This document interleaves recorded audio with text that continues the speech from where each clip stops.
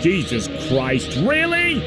Don't forget to become a member of Unrelent Gaming's Patreon for exclusive manga content and early access. Isn't that right, Seth? I already joined his Patreon today. Tons of great stuff on there, actually. But did you really have to blow up the city? Yes.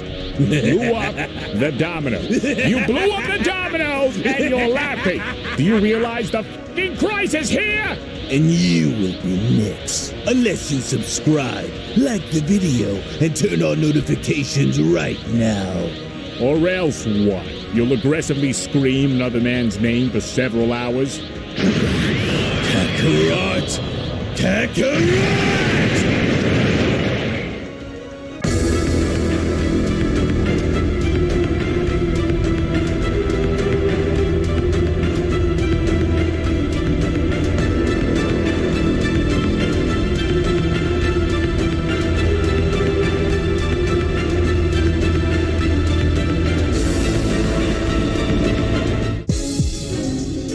While it appears as though the battle involving Akuma and Goku seems to be getting more intense, there appears to be something else that I am sensing that is coming from Earth. I can sense another great battle that is now starting to take place. What an interesting turn of events this is, but nevertheless, whoever you are battling against on Earth, I do sure hope you are able to conquer.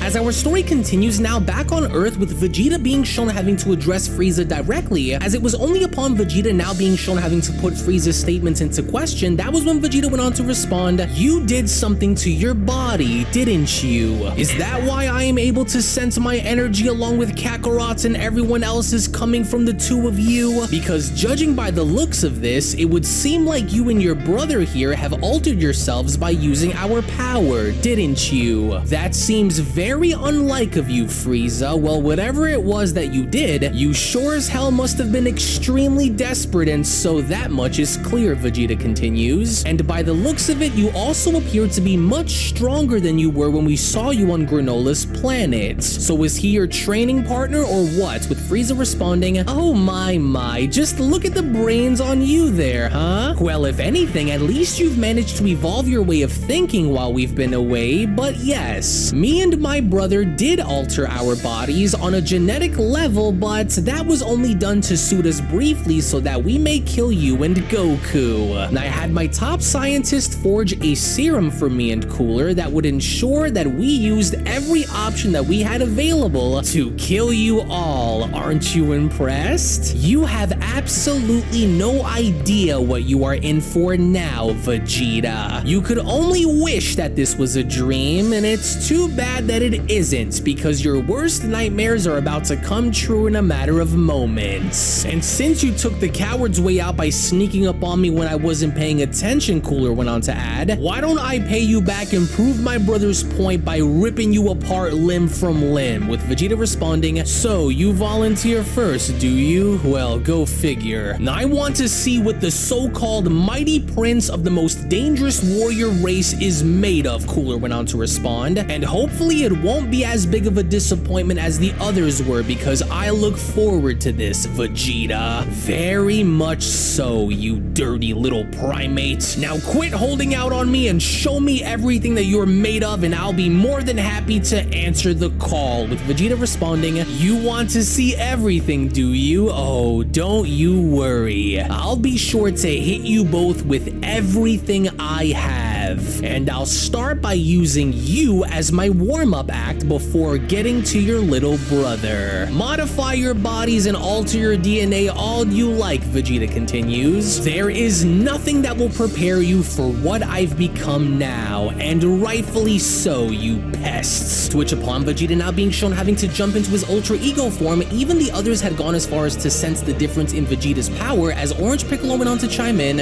What incredible power! Just what kind of training was Vegeta doing on Beerus's planet? Or the energy that he is exerting is outstanding, as Beast Gohan went on to also chime in.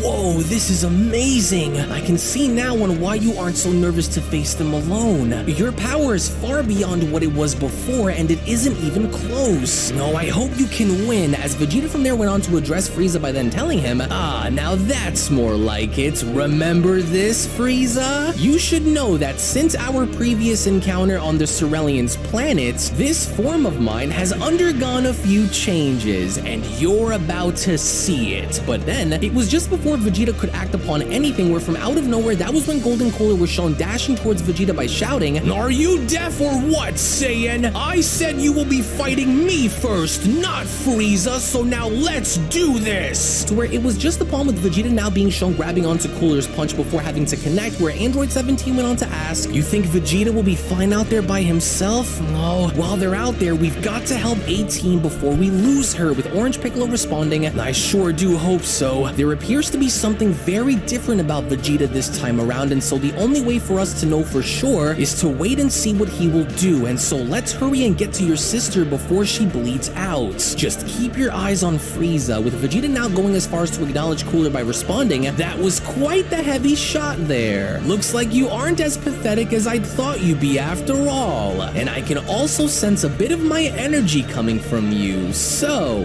you must have been given my DNA, were you? Well, let's see how much of this golden body of yours can take then." In which, before you know it, before Golden Cooler could even react, that was where Vegeta was now beginning to demonstrate his speed by casually being shown attacking Cooler and responding, "You picked the right warrior to try and be like, but now I'm going to make you regret ever trying to be anything like me, you fool. As if I would ever allow for either of you to come here and have your way with this planet. So now how's about it, big brother? What do you say that you and I go for a little ride and move the fight away from this place so that we may have a bit more space?" Why, you dirty monk? But then, it was before Cooler could even finish his sentence where from out of nowhere, Ultra Ego Vegeta was now shown slamming Cooler's body through the lookout, with even the others now going as far as to acknowledge the situation as Orange Piccolo went on to shout, "Whoa, everyone brace yourselves! Vegeta is looking to put that monster through the lookout! Oh yeah, get him, Vegeta! Show that monster what you're all about!" Gohan went on to shout.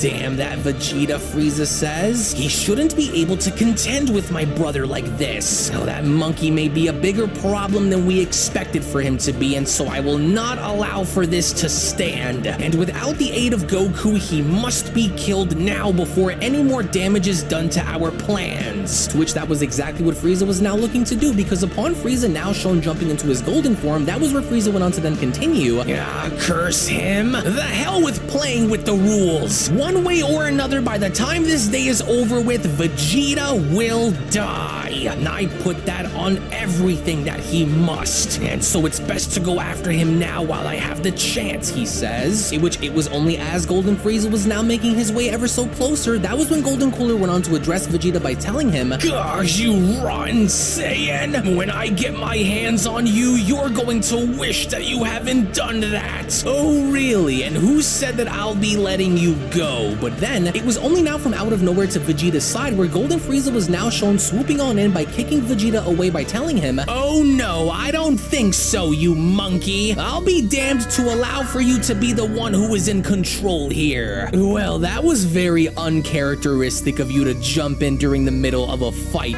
Frieza. But then again, I should have already expected as much. So, now what's it going to be? Are the two of you going to try and fight me 2-on-1? Or are you just going to stand there with those stupid looks on your faces, with Golden Cooler asking Frieza, "Hey, just what in the hell do you think you're doing, Frieza? I didn't ask for your help against him," with Frieza responding, "Well, call it a contingency plan, if you will. The goal isn't to make this fair for you, Vegeta. The goal here is to kill you no matter the cost. It's why we're here after all, so call it what you will, but you aren't going to live to see another day, Saiyan. Now don't tell me you're second guessing yourself, Vegeta, with all this talk about how much you've changed. Surely you can take the two of us on without any problems, right? Or was everything you just said a few seconds ago all for show, with Vegeta responding, "That's fine by me if you think you can manage, Frieza." Oh, how wonderful then, Frieza responds. And please don't worry, I'll make sure that we make this all worth your while. So we're back on the lookout. As soon as Beast Gohan was now shown having to approach 18, that was when Gohan went on to comment, "Oh, this is really bad, you guys. She's still breathing, but barely, and if we don't do something quick, then she's not gonna make it. Piccolo, you wouldn't happen to have any senzu beans on you now, would you? At this rate, she only has but a few minutes left, and so do you happen to have any on you that we can give her?" "No, hang in there, 18. We're going to help you, but I just need you to stay with us and don't give up. We are here for you," with Piccolo responding, "Yeah, but I only have one left." "Only one?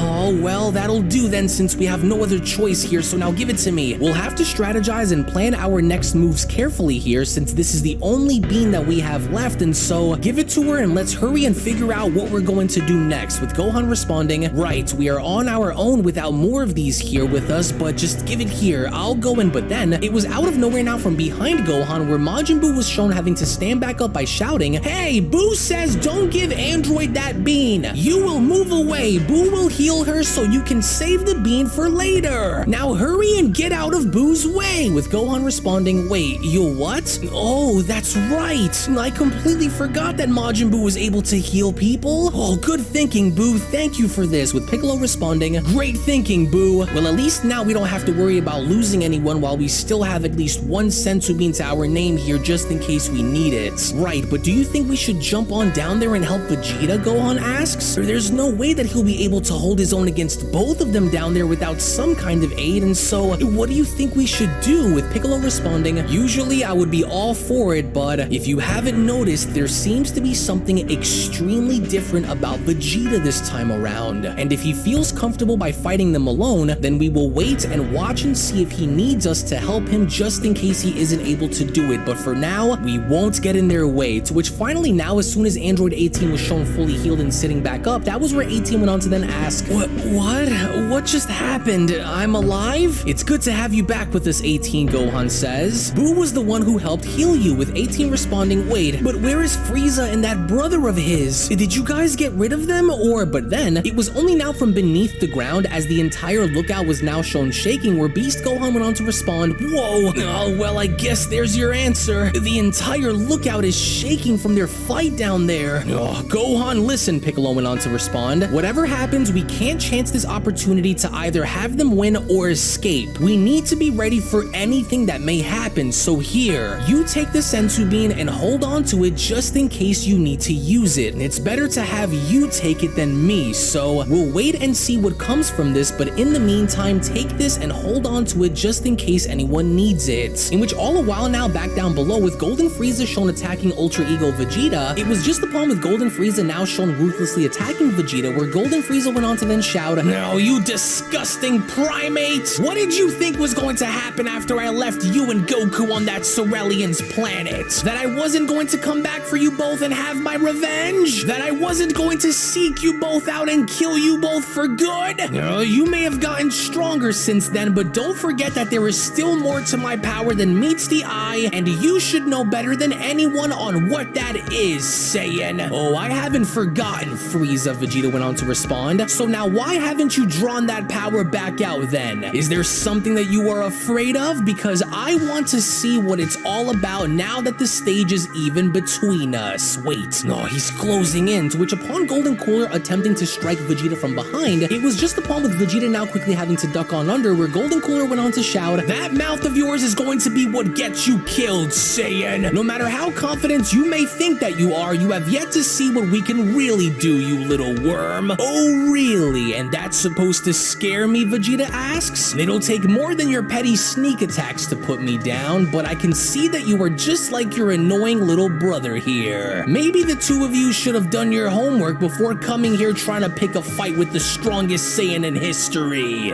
So now Now get out of my face, both of you, Vegeta shouts. Serves you right since you want to fight me together, you cowards. To where it was only just when Vegeta was shown throwing Frieza into Cooler where Vegeta went on to continue, and I'm honestly a bit disappointed if this is going to be the best that the two of you can do, and especially since it's just me here and no one else to get in your way. What a letdown from the two golden brothers. Pitiful. But then, it was just when Cooler was now beginning to overhear this where Cooler went on to then shout, out of my way, Frieza! Now you've done it, Vegeta! So you're a lot sturdier than I expected for you to be, but being sturdy isn't going to be what saves you. I'm going to break your face, Saiyan! Oh, is that right? Vegeta went on to unleash a barrage of energy blasts by responding. Well, let's see what will take place first then. You breaking my face or me melting your flesh clean off your bones? So now let's turn this up a notch since you and your brother are getting a bit antsy with your hands. But then, with each of these ki blasts now shown literally bouncing off of Golden Cooler as he was shown making his way towards Vegeta, that was when Golden Cooler went on to ask, and you think it'll be that easy? Wake up and realize what you're going up against here, Vegeta. You are not going to win. To which upon Golden Cooler now shown punching Vegeta in the face, that was when Golden Cooler went on to then continue, you're forgetting that I'm also able to adapt and get stronger throughout the course of a battle too.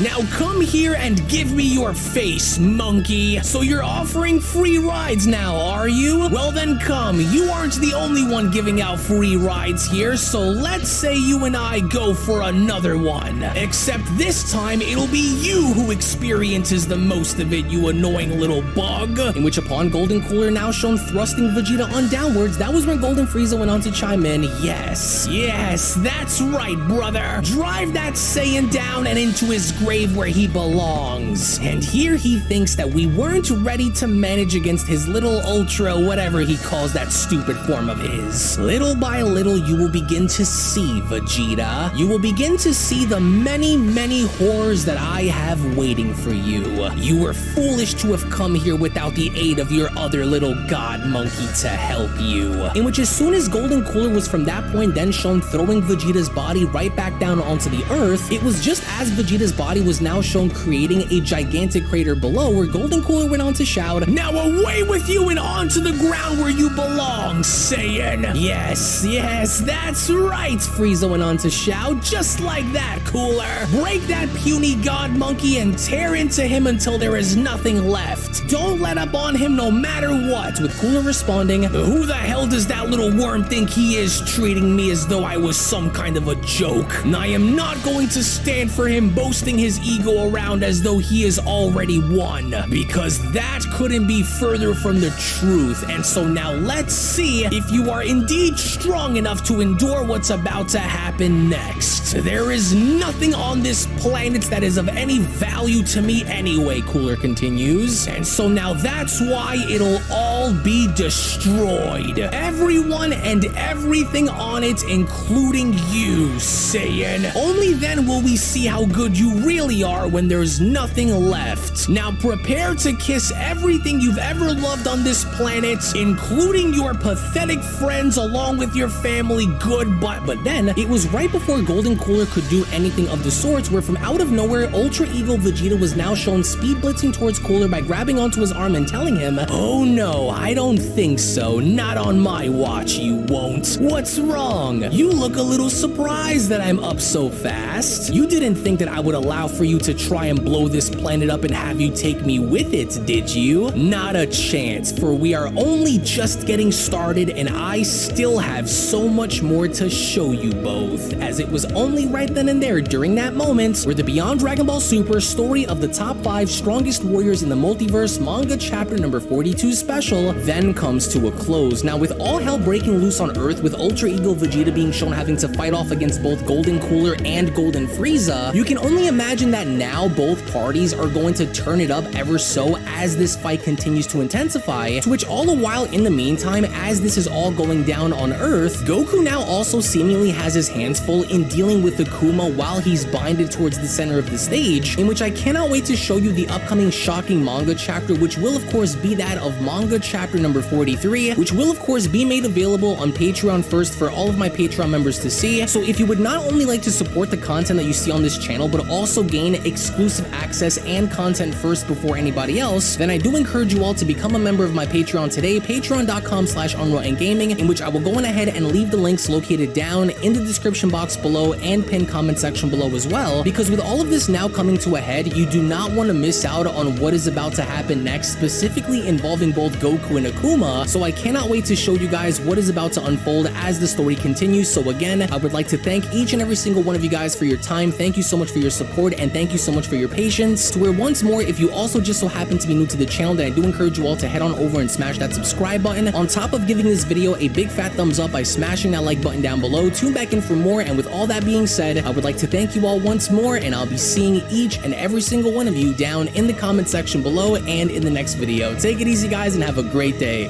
Peace. Hello. Did you know that you can stay up to date with the latest Dragon Ball content by simply subscribing to Unrelent Gaming? Also, don't forget to follow on these social media platforms, you sexy son of a bitch. Roshi. Silent Cell, me and the fans are having a moment. That's right. I know what you want. Extra long, thick Dragon Ball content. Quality reviews with flawless editing. Yeah, you'd like that, wouldn't you? You dirty bitch. Roshi, the fuck? God damn it, I need them to subscribe, Cell. And we're demonetized. Yeah, screw it. Let's cut to the video.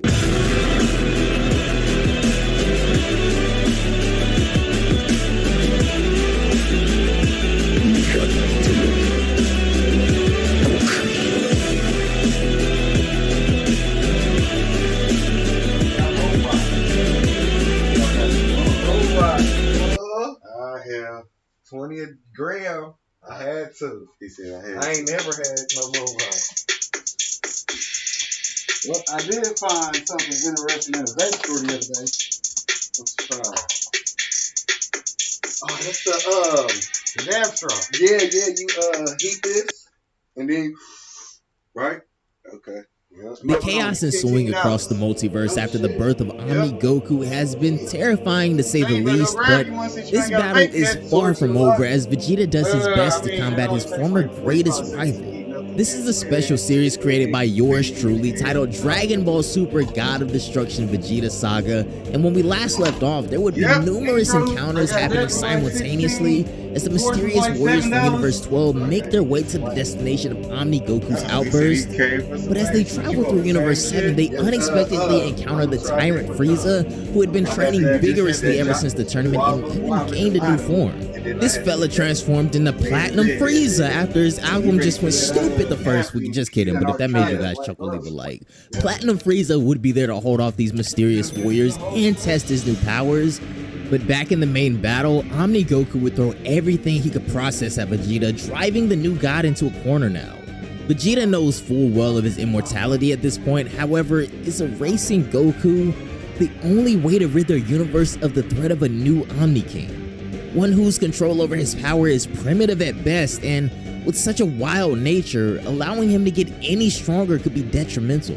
This is, I want to say, maybe part 5 of our God of Destruction Vegeta and Omni Goku series, so if you guys haven't caught up already, be sure to go check out that playlist that will be linked above and down below in the description box. But without further ado,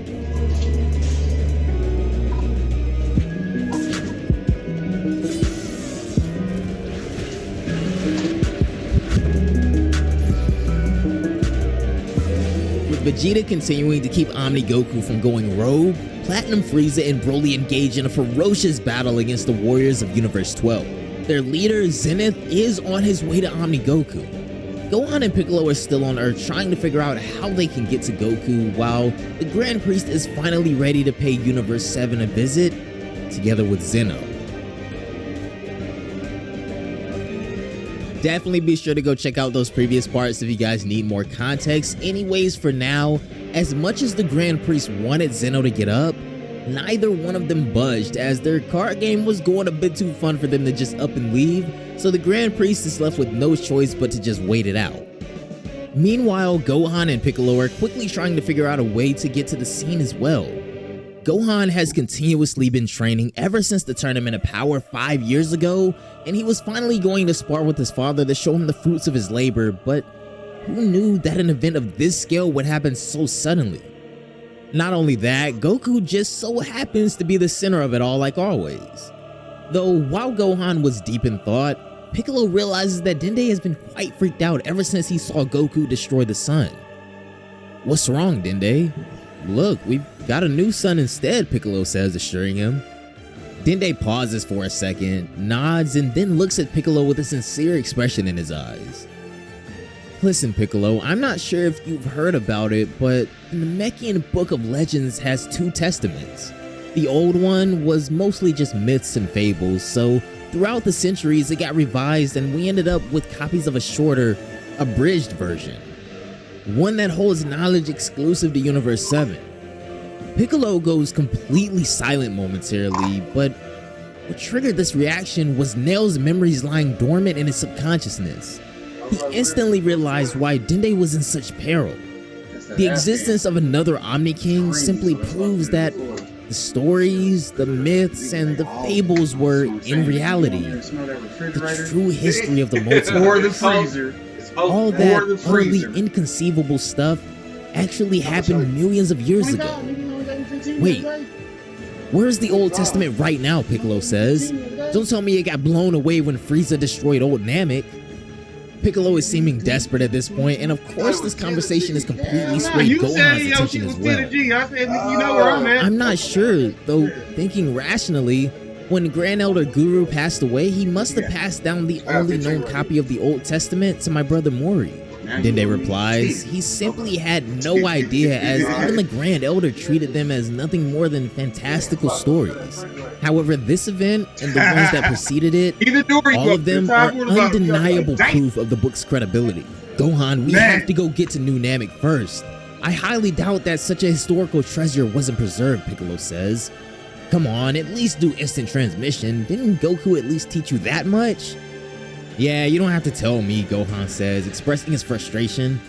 Darn it, why can't I be useful for once? Meanwhile, back at the battlefield, Omni Goku had charged a massive, almost diabolical amount of energy for his Kamehameha. He wasn't Goku enough per se to verbally call out the name, but as he was about to unleash it, Vegeta could barely see his lip movement spelling out the name. Vegeta actually goes on to let out a little smirk and then follows up on Omni Goku's Kamehameha with a final flash of equal magnitude. It's a collision whose waves could be felt all the way by Gohan back on Earth, and it also gave Zenith the exact coordinates on where exactly this new Omni King is supposed to be. Vegeta-sama, what are you doing? If that Kamehameha was imbued with that erase ability, your attack and you yourself would have been deleted on the spot, he says, trying to knock some sense into Vegeta for being so careless. I know what you mean, it's just that I had a feeling that it would be the plain old Kamehameha, right Kakarot, Vegeta says? Though it was just a hunch, there was indeed some merit to Vegeta's reasoning here. It was when he saw Kakarot's body, his lips physically spell out the characters for Kamehameha, that Vegeta instinctively knew there was no need for cheap gimmicks. Let's duke it out with our own strength.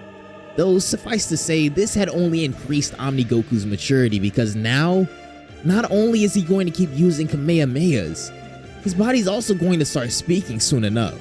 Looks like I'm in for quite the haul here, Vegeta says to himself as his concentration keeps getting sharper and sharper, and so does his final flash. But this is when Murphy's Law begins to kick in. Vegeta had yet to realize the true extent of the danger posed by this legendary existence before him. Omni Goku had indeed tried to imbue Erasure in that Kamehameha. What happened was Goku's own body created this polarizing effect that ended up separating those two energies and lined them up in a cube. That's right, the moment the clash between Final Flash and Kamehameha is over, a sudden outburst of erasive energy will emerge as the aftermath to that attack. It would undoubtedly erase Vegeta and then go on to do the same to half of the universe that stood right behind him. Neither Vegeta nor Whis had any idea that the greatest tragedy in the history of Universe 7 was but only a few moments away. But for the slightly matured Omni Goku, He was just patiently anticipating what kind of face this purple candle in front of him would make before it's completely blown out of existence. Sadly, Omni Goku still had no idea about the true implication of what it means to completely erase something out of existence. Halfway through the final flash, Vegeta's heightened awareness finally realizes that there's a little bit more to this Kamehameha than what appears to be on the surface. Whis would go on to become confused as well, as neither of them could explain it, but this Kamehameha felt incomplete. Vegeta bets it all on his gut instinct and uses everything he had. All the energy his Ultra Ego form could accumulate, and he also adds in Hakai as the little cherry on top as well. Both energies intertwine with each other and begin to actively destroy Omni Goku's Kamehameha, but what it did was only escalate the inevitable. Omni Goku would smirk as the Kamehameha's original essence gets diminished, and what emerges at the end is the greatest surge of energy Vegeta and Whis had ever seen. Wait, what? For the first time in forever, Vegeta was quite literally lost for words, and so was Whis. There was nothing they could do because what appeared before them was a gigantic flash of light, a Kamehameha wave so big that it inadvertently stripped the black holes of their dark matter. The section of the universe that stood behind Vegeta was about to be reduced to a chapter in a history book. Whis quickly secures his safety by relocating and calls out to Vegeta. Vegeta, quickly get out of there. It's fundamentally impossible to evade that attack. I know, Vegeta says. Damn it. Then it all just happens too quickly. All of his insecurities about being afraid of this Omni King's strength, the mental dilemmas, the fear, and the idea that there was nothing he could do about it. All of it hits Vegeta like a truck all at once. He's exasperated while his pupils turn white, that menacing purple aura of Ultra Ego simply fading away, and his life starts flashing before his eyes as the attack grows closer. In that moment, it wasn't his body or his energy that gave away, but it was his mind. His greatest final flash, imbued with Hakai, got blown out like a flame on a candle. All of these thoughts ran and re-ran throughout Vegeta's head, all in the span of mere seconds. He may or may not be able to get out of the way, but Vegeta knew the main target of this diabolical Kamehameha was definitely him. If he were to move to the other side, the Kamehameha could come around and hit Earth. And so silently, yet courageously, Vegeta would go on admitting defeat as he closes his eyes and simply stands in the way of this nightmare as it homes in. In his final moment, in his blaze of glory, Vegeta chose to at least accept his demise like a warrior. Meanwhile, not just Universe 7, the entire multiverse could more or less feel the impending doom. Zenith bites his lip, devastated that history is going to repeat itself all over again. However, this attack would have much greater ramifications as the Grand Priest's expression changes to a lot more of an unpleasant one now, while the Omni King duo couldn't help but pause their game as well. However, that momentary instance between the inception of the Kamehameha could only last so long. And just like that, it hit Vegeta and simply imploded, or should I say the Kamehameha imploded itself out of existence the moment it hit Vegeta, leaving everyone and everything lost for words as to what just happened. That sudden surge of light which was going to envelop half of the universe just up and disappeared, leaving everyone at a loss for words as across the 12 universes and beyond in this singular moment, there was extreme silence, as if reality itself had come to a standstill with everyone's jaw dropped. But then, someone breaks that silence with a laugh. Omni Goku started laughing hysterically as his laughter filled the void that was created by the silence of everyone else.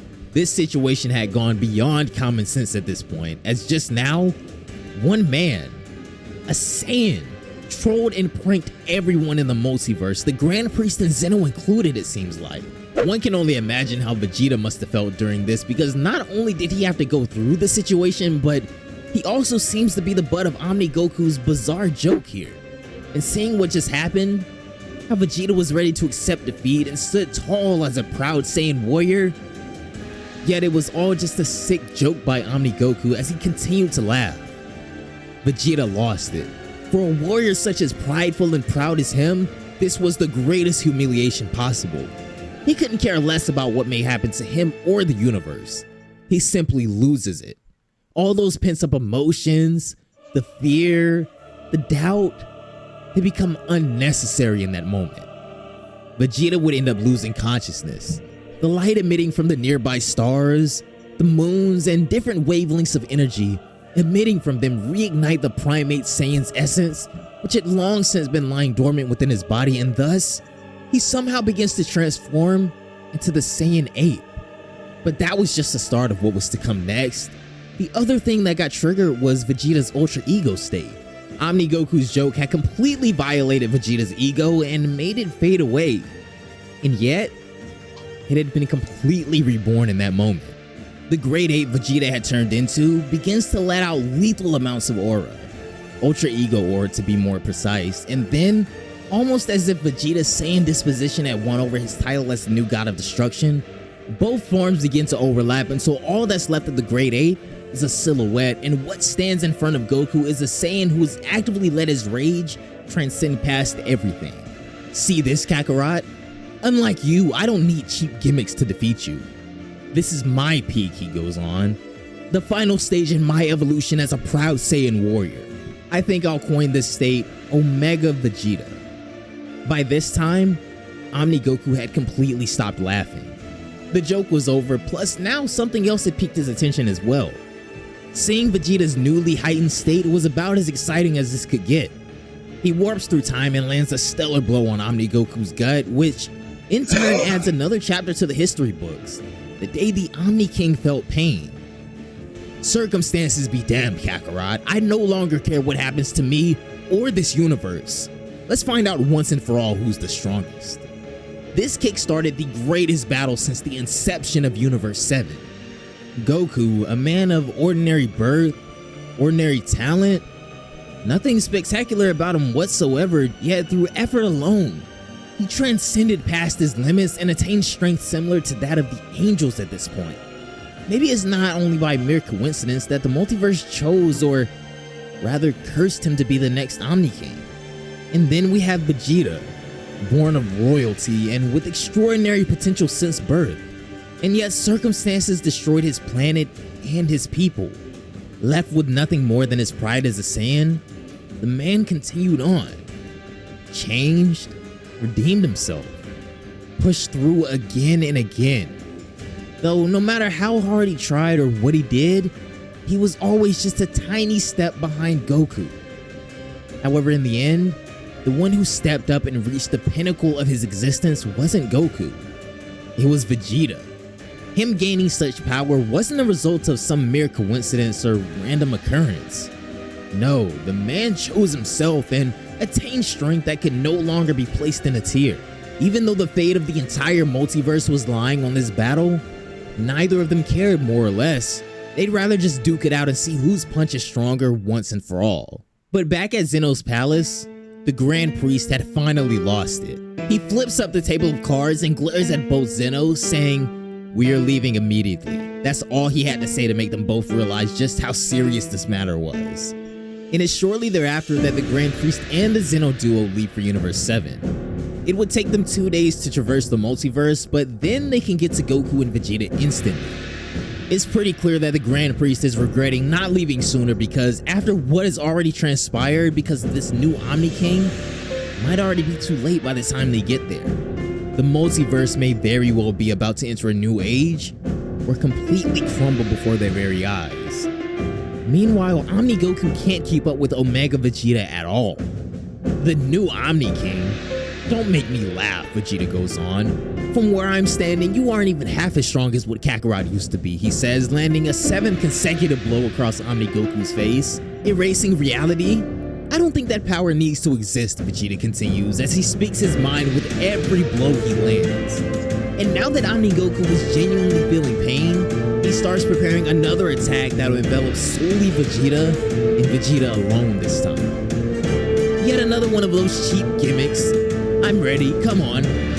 Throw it, Kakarot, or should I say Omni Kakarot, as Vegeta just taunts the mess out of Goku right now. On the sidelines, Whis has been completely silent for a while now, maybe because he thinks that the situation doesn't need his narration, but seeing Vegeta actively provoke Omni Goku into sending an erasure blast his way Hasn't this gone too far, Lord Vegeta, he thinks to himself? But this is when Vegeta does something that is supposed to be impossible. As the Erasure Bomb is unleashed right upon him, Omega Vegeta punches a hole in a momentary space between himself and the attack. This creates a discrepancy that causes the bomb to disappear from the known universes and into the abyss of the higher dimensions. It doesn't matter who it is or where that power came from. Deep down, Vegeta's goal has always been surpassing Kakarot, and that's exactly what he planned on doing. As at that very moment, status no longer mattered. Omega Vegeta has somehow come out on top in an impossible situation, overcoming not only Goku, his greatest rival, but overcoming the power of the Omni King as well.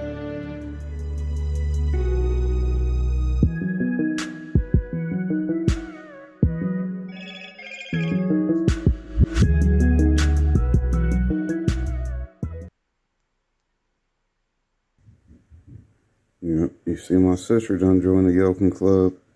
Shouts out to her, coming up with her Yoken Dive Mini. Hers is purple, mine is green.